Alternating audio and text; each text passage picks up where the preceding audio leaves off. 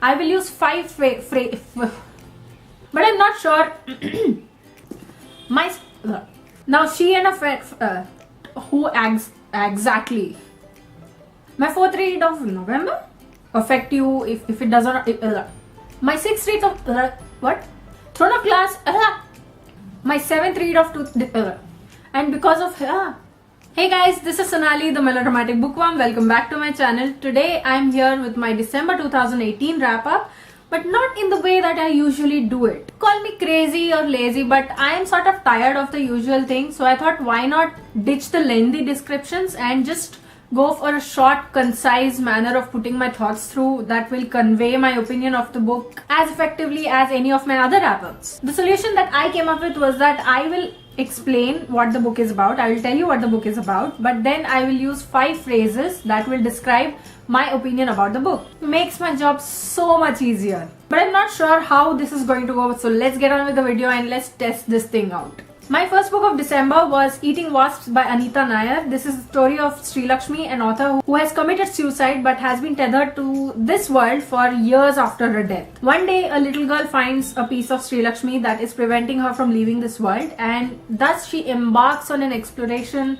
of the world around her as she changes hands, as she moves from hand to hand. This book describes the pain of going through the heartbreak of finding oneself in situations of misogyny, infidelity, and sexual abuse and any other kind of abuse.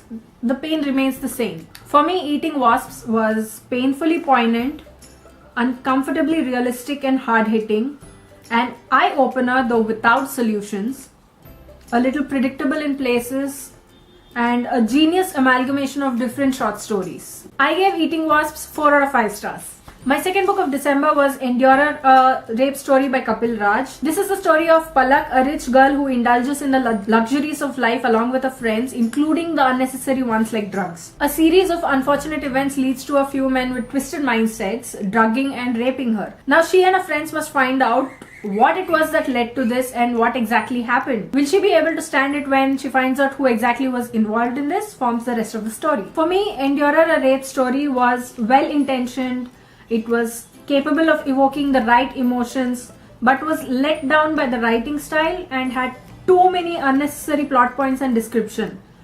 Other than that, it could have been a cracker of a book. The third book I finished in December was The Blind Assassin by Margaret Atwood. The Blind Assassin is a story of Iris Griffin Chase, who talks about her life as the daughter of a factory owner, the sister of a woman who was considered eccentric, and the wife of a politician. Iris describes the events leading up to the death of her sister Laura and how she copes with people's view of Laura. And there's also sci-fi in there, in which the lover of a woman, which you don't know who the woman is until the end, narrates to her. See, for me, The Blind Assassin was too tedious to read. It had unnecessarily detailed descriptions, which actually explains why the audiobook is abridged. It went on for far too long, and it just felt like the entire story was disconnected with the main concept of the title, and because of all these reasons, it was highly annoying. I gave The Blind Assassin 2 out of 5 stars. My 4th read of December was Hey Dad, Meet My Mom by Sandeep Sharma and Lipi Agarwal. This is sort of a light,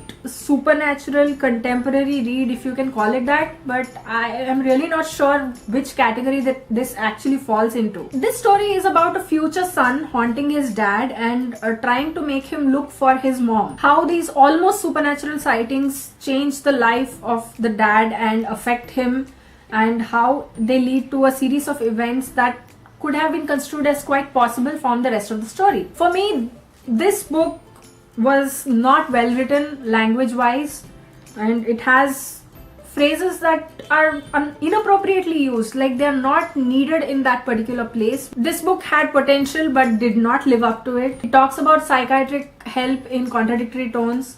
It uses big words to try and be a good book, and eventually, on the whole, it fails. My 5th read for December was a non-fiction book called The Invention of Everything, Insights on Life, Food and One Good Thermos by Everett de Maurier. I won't go much into detail about this book because I've already done a full detailed video review for this, which I'll link here as well as in the description box below if you want to go ahead and check that out. For me, The Invention of Everything was one of the best non-fiction books I've ever read. It was a lesson in life skills even if it doesn't apply to you geographically. The Invention of Everything was a book full of painful truths as well as humorous anecdotes. And this is one of those rare books in which the author knows how to laugh at himself and makes the reader laugh too. On the whole, it is a satirical non-fiction with tips and tricks that will help you sail through life. I gave The Invention of Everything 4 stars out of 5. My 6th read of December was Throne of Glass, the first in the Throne of Glass series by Sarah J. Maas. Throne of Glass is a story of Selena Sardothian, a feared and deadly assassin who has been arrested and then sent to work in the slave mines of Endovia. But 1 year later, she's been taken to the King's Palace by the Crown Prince Dorian Havillard as well as the Captain of the Guard, Keol Westfall. This is to fight against 23 other assassins from the kingdom and to become the king's champion. Every champion has to be sponsored by some noble or someone in a high place, and Selena has been sponsored by Dorian. What happens when she realizes that there's evil lurking in the castle forms the rest of the story. For me, Throne of Glass was a huge disappointment. It had pretty weak and confused characters. It didn't have any novelty as the story progressed. It was repetitive to the point of annoyance. But to be fair, it had flashes of goodness where the writing actually appealed to me, and which made me think that maybe I'll just go ahead and read the second in the series. Just because of that last point, I grudgingly gave Throne of Glass 3 out of 5 stars. My 7th read of December 2018 was actually an audiobook, and it was the first in a series that I love and cherish so immensely. And the book I'm talking about is Harry Potter and the Philosopher's Stone, and I listened to the audiobook narrated by Stephen Fry on Storytel. His narration is so amazing and I felt that I was at Hogwarts. I don't have anything else to say about this except that it absolutely left me speechless. Obviously, it's Harry Potter and it made me supremely nostalgic. It made me fall in love with Harry Potter in a brand new way. It made me want to go to Hogwarts. And the last and most important point, it reminded me why I love the Harry Potter series so much. I obviously gave this book a full 5 out of 5 stars. My 8th read of 2018 was To Kill a Mockingbird by Harper Lee. This was a part of the 10 books that I hope to read in 2018, and I finished it at the last moment. And what a book this is! This is so amazing! To Kill a Mockingbird is told from the perspective of Scout Finch, a daughter to middle-aged lawyer Atticus Finch, who live in the sleepy little town of Maycomb, Alabama. Set during the Great Depression, this story, as narrated by Scout, shows Atticus's righteousness and his will to always do the right thing no matter what. In a time when colored people were discriminated against, Atticus believing in and doing the right thing is such a wonderful piece of literature to read through. For me, To Kill a Mockingbird is a classic that I will absolutely reread. The book is made more engaging by its humor, and of course, it's heartbreaking.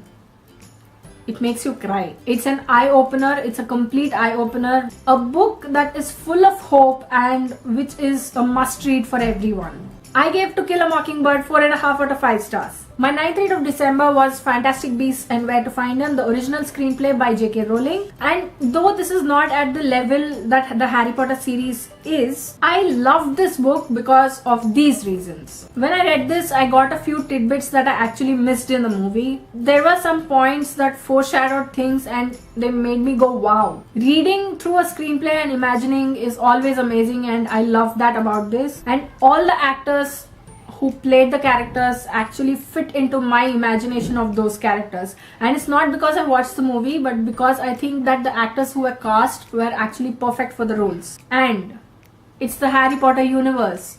Period. I gave Fantastic Beasts and Where to Find Them, the original screenplay, a full 5 out of 5 stars. The 10th book that I read in December was Ballad of Kaziranga, originally written in Assamese by Dilip Chandan and translated into English by Parvina Rashid. I won't say much about this book because it just didn't work for me in a lot of ways. Let me tell you how. First thing, it's repetitive. Second, the sentences are stunted, annoyingly stunted. Third, the language used is abysmal. Fourth, there's absolutely no logic in more than half of the book.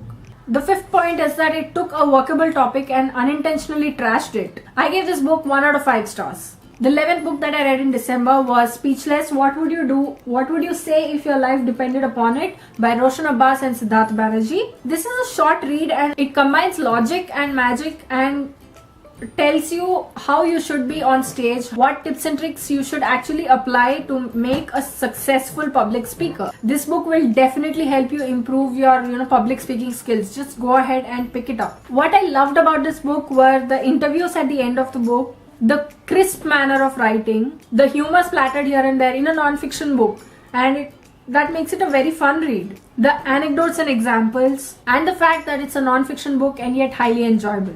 I gave Speechless 3.5 out of 5 stars. My last read for December as well as for the year 2018 was After You by Jojo Moyes. This is the second in the Me Before You series. After You is a story of Louisa Clark, and this book starts 18 months after Me Before You ends. Lou is now working in an airport bar and she still can't come to terms with the fact that Will has died and that she is now living on Will's generosity in a flat that Will wrote to her. But things go for a toss when she falls off a terrace, and then a girl called Lily comes and claims to be Will's daughter, and then she starts falling for a paramedic called Sam. How to manages all of this in just one nutshell forms the rest of the story. What I thought of After You is that it is lighter than its predecessor, definitely, but it still makes you laugh and cry at the same time. It asks all the right questions in the right places, and it tells you that it's okay to move on, and it is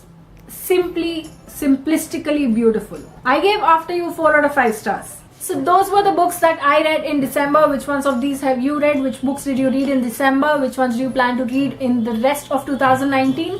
Let me know in the comments below. I'd love to hear from you. If you like this video, please like it and share to spread the word. And if you like my content and would like to see more from me, don't forget to hit subscribe and click on the bell icon beside the subscribe button to get notified as and when I post new videos. Thanks for watching. I'll see you in the next video. Until next time, keep reading, keep watching, and add melodrama to your life.